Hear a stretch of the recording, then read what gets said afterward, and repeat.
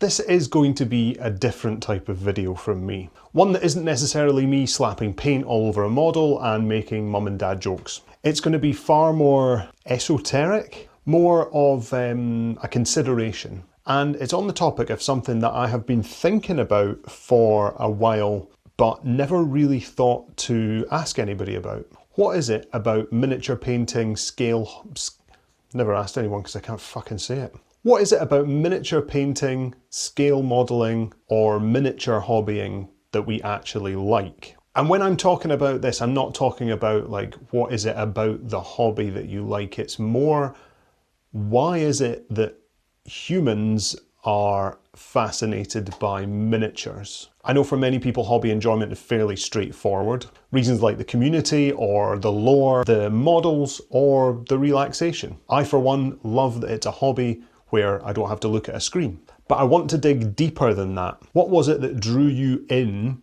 to Warhammer or scale modelling first? If you stepped into a Games Workshop store and you liked it, why? Why is it that you think that miniatures appeal to you over something else that is larger scale? Why is it that I'm drawn to the enjoyment of making something so small look realistic?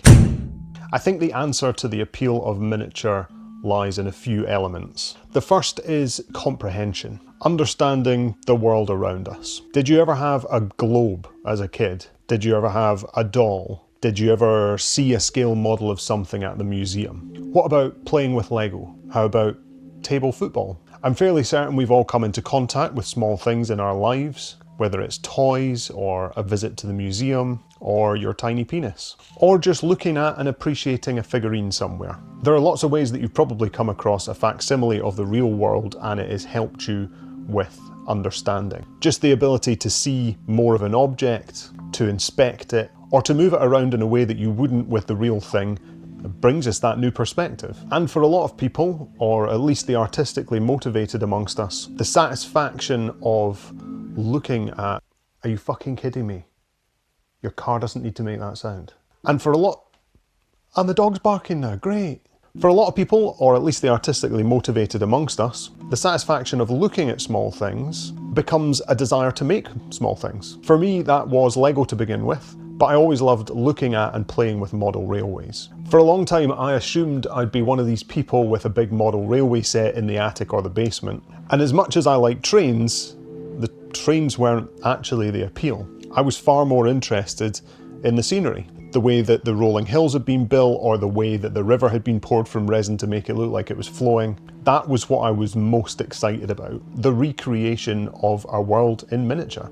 But of course, a healthy interest in art and a visit to Games Workshop during secondary school, not during, it wasn't like a school trip, while I was at not while I was at, but when I was secondary school age, you get the idea. That gave me a taste of something else, the visit to Games Workshop did. That sentence was a mess. One of the other aspects that I think that has brought miniature things into humans' lives is education. The Roman poet and philosopher Lucretius was bang on when he said, "A small thing may give an analogy of great things and show the tracks of knowledge." Education has been a big part of miniature things for hundreds of years. Let's take dolls' houses, for example. They were not originally conceived as toys. They weren't even really for children. Back in the 17th century, they were called baby houses.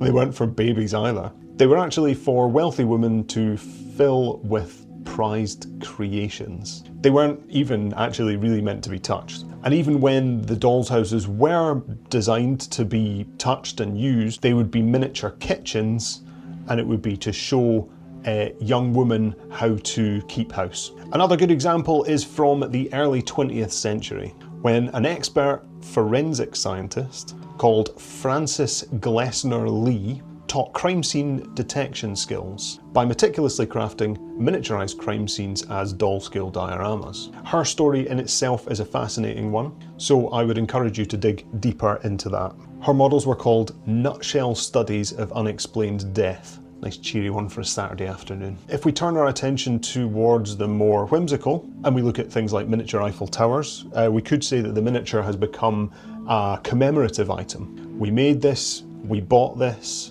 we understand this, we control this. These are fundamental human desires. So the third key thing that I think contributes to enjoyment of miniatures is control. Miniature things offer an alternative to real life. Consider any Sims-style game and how you can build or experience a world in ways which you can't in real life, or ways in which you can, and it's just a really mundane game. Part of the fantasy of things like dolls' houses, miniature dioramas, train sets, Lego wrestling figures, and so on, is that you can build and determine a world of your own with them. Antiques expert Eve Kahn wrote in the New York Times in 1994, "For children, dollhouses can make the universe seem obedient." And I think there's something to that. According to psychological studies, at roughly ages 4 to 6, we start to attribute voices and ideas to miniature people and objects. And with that becomes the ability to manipulate those things to conform to your idea of the world that they live in. And if we consider control in a slightly different sense, there's a practicality side to miniaturization too. Before we invented movable type and the printing press, books were miniaturized so that they could be carried more easily. Bibles and Qurans could be carried close to the heart by religious people. And in that, we see two alternative types of control. One practical, and dare I say it, one religious. I think that control aspect also breeds escapism. Immersing yourself in a film or TV show, an amazing video game, or indeed the world of miniatures is a way to shut out the real world for a moment or three. We bury ourselves in our own little universes to the exclusion of all else. Although for some unknown reason, these miniature hobbies of ours are often viewed with a degree of disdain, or at least curiosity for the hobbyist. The anorak, the person so involved in their own creating or hobbying or painting that they're viewed by other people as like a little bit odd. Now, it could be argued that the most reclusive and antisocial of hobbies is actually reading. Why is it that nobody regards avid readers as misfits or socially inadequate? Tim Dunn, an expert on model villages in the UK, yes, that's a thing, was interviewed by Andrew Garfield, and he said, "I think it's a bit like gardening, the desire to tame and beautify." He also goes on to say that we shouldn't deride how people find their happiness, and I fully agree. Many people with neurodiversity find pleasure and a level of safety in making and looking at models. And to speak to the secluded nature of our specific hobby in Warhammer, well, you might be building and painting your army solo, but you may paint with friends. I know I did when I was younger. And you'll almost certainly struggle to play a game of Warhammer without at least one other person. And what feels like a surprise, to me at least, is that actually something like Golden Demon competitions, painting competitions, may have started for us as a way to kind of display our miniatures or compete in the competition, but actually for a lot of people that attend, it's transformed into a very social event where you meet your hobby friends, you see what they've been working on in person, you enjoy their work in hand or in cabinets, and then you cheer them on when they win a trophy. Escapism could also be seen as relaxation, and Rod Stewart said it best when he said, "I pity a man who doesn't have a hobby like this one. It's just supreme relaxation." He is, of course, famously known for his shitty music. I can't say that. Now, I suppose the element of miniatures that gives rise to everything else is probably fascination. Our desire for elucidation, and our longing for mastery or control comes down to the fascination of being able to hold something in our hands which has been realised at an impossibly small scale. There is a certain satisfaction and gratification that comes from observing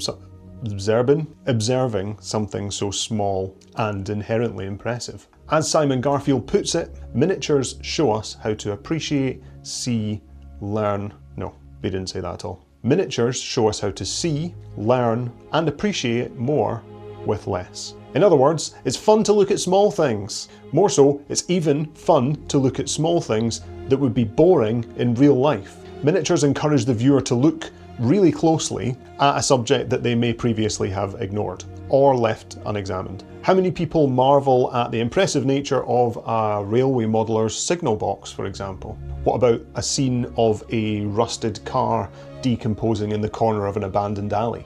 Both things any regular person probably would have just walked past. It almost doesn't matter what you miniaturize, because the miniaturization in itself becomes inherently fascinating. Now, combining all of the elements that we've mentioned before, I'd list them off, but it would take me about 1 billion takes to get that right. I'll do one word per.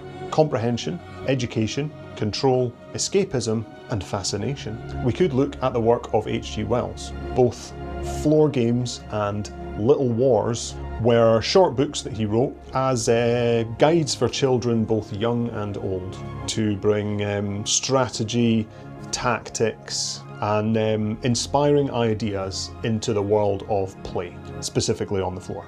Perhaps it was a heartfelt plea for new thinking in the world of education, bringing control and escapism to children. Perhaps it was just a thinly veiled justification for his own fascination with doing such things, and a way to bring a little bit of structure to his and his children's own games. Of course, these books and his effective publishing of rules gives him some credit as the grandfather of miniature wargaming. But Robert Louis Stevenson was apparently the first documented miniature wargame player, just not one with a published set of rules. Now, before we bring this all back to Warhammer, I'd like to cover off mastery. I think mastery is something to be considered. We practice and practice in search of becoming good at something. Miniature painting or gaming is no different. We strive to improve our skills in the pursuit of being masterful and accomplished. That's not to say mastery is an end point. It's not a final boss you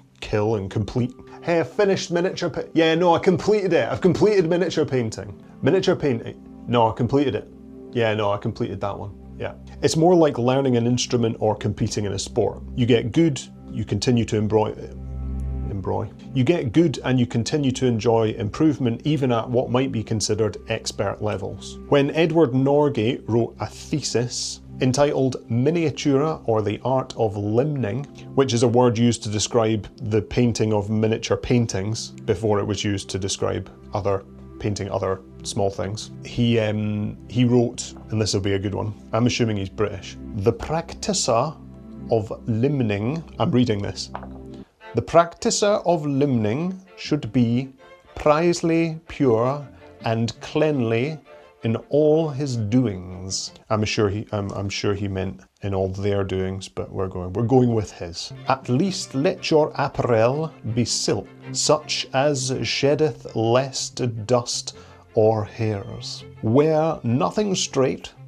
and take heed of the dandruff, or I guess dandruff he meant, of the head shedding from the hairs. He also discouraged talking, lest any flecks of spit alight on your work, after which the entire of said work would have to be abandoned and thrown on heap. Obviously a fairly dramatic thought, but absolutely on par with miniature painters these days, who are always on that quest for the perfect finish. Having that perfectly painted miniature is almost as appealing as the actual miniature itself. So if we bring this back to the world of Warhammer and Games Workshop, we can also bring in a few more aspects which contribute to people's enjoyment of the hobby. As mentioned in the intro, I like having a hobby which doesn't involve looking at a screen all the time. I like the relaxation, but I also like getting into that flow state when I'm painting. I know people also love the lore, and to be able to collect and paint miniatures that are fashioned on the characters and the settings and scenarios from the books that they enjoy must be inherently satisfying. I hear from many people also that community is a big part of why they enjoy the hobby. Knowing that there are a group of people out there all over the world who also share your passion for painting, collecting, building, gaming, and all that sort of stuff obviously builds the sense of tribe. And humans inherently gravitate towards other people that tend to share their interests. So with that said, I think I have a better idea of why humans enjoy miniatures, and as a result, why we all enjoy hobbying. I think I also know why Games Workshop and Warhammer lends itself well to that type of fascination. And I hope that I've gone a bit deeper in this video and that I've kind of scratched the surface of something that I can explore a little bit more. If you're keen to do the same, there are going to be a bunch of links and stuff in the description for all the things that I've mentioned. And I'd really be interested to hear your thoughts on this topic. Have you considered why, at a deeper level, it is that you enjoy the miniature hobby? Why did you decide to start? What was it that appealed to you about picking up that introductory box, or going into Games Workshop, or looking in the window of a Games Workshop and seeing those things? What was it about those models or that scene or the game or whatever it was it that attracted you to decide to start doing this and ultimately led to you viewing this video? Is it just Warhammer and Games Workshop that you enjoy?